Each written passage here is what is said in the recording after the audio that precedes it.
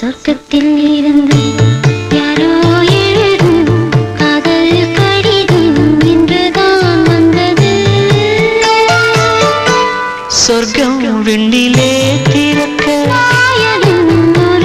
நாயகி ஒருத்தி தேன்மழை பொழிய பூவுடல் நனைய காமனின் சபையில் காதலின் சுவையில் பாடிடும் கவிதை சுகந்தான் சங்கீத ஸ்வரங்கள்